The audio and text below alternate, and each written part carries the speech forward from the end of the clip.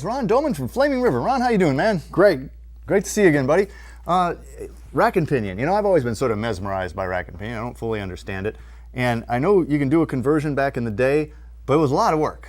A lot of cutting and a lot of welding and a lot of drilling, and I don't have to do that anymore. Is that right? No, you don't have to do any of that, Dennis. The Music way to we my do ears. it is we design a system that if you can remove the original, you can put this in with no grinding, no welding, no fabrication Bolt up. whatsoever. It's a bolt-up unit, system. and it includes the hardware with it. So you don't have to make any trips to the hardware store. So would, you know, for the kit, and this kit's a Tri-5 Chevy kit, right? Tri-5 Chevy, right. Okay. Am I looking at the entire kit?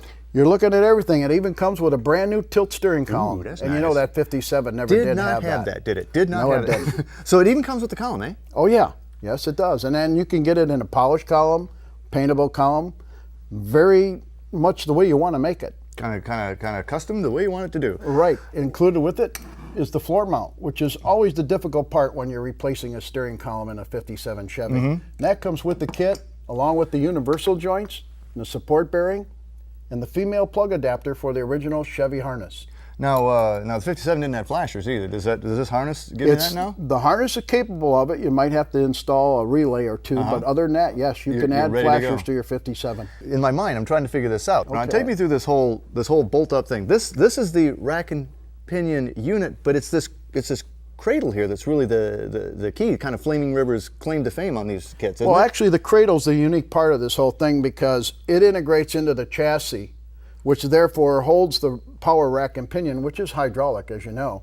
So it takes all the stress and everything off the suspension.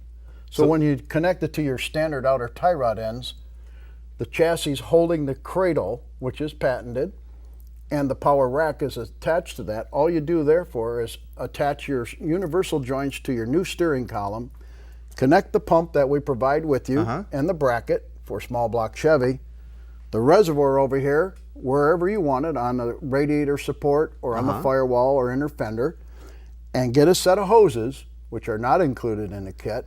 Well, because and those you're on your are way. kind of cut to fit anyway.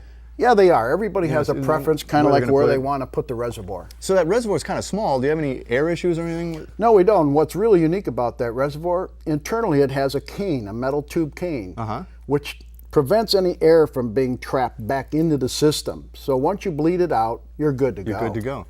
All right, well, take me through this again now. Help me understand this. This would bolt up to the frame. What would have been here before? This would have been the steering box? The original steering box, right, is over 3 here. bolts there, and over there would have been The idler arm. And between here is the center link and the two inner tie rod ends connecting to your spindle. You remove that, and again, you install this. This is for the Tri-5, but we make a lot of them. We make them for Mustangs, even for Ford Galaxies. Even for Ford Galaxy. And the famous Camaros, 68 to 81. And you've taken all the guesswork out of it, right? I mean, this is the kit. Yeah, when we designed it, we didn't want the guy to have to go out and search around for different parts and try to make the car work. We wanted him to have everything so that on a Saturday afternoon, no trips to the hardware, just put it in your car and have a great time. And you probably could do this in about an afternoon. Yeah, I would say very reasonably, a couple of guys. Man. Well, there's really no excuse for that motorboat steering anymore of a 57 when you can have this. Oh no, this makes driving the 57 fun. Doesn't it, though?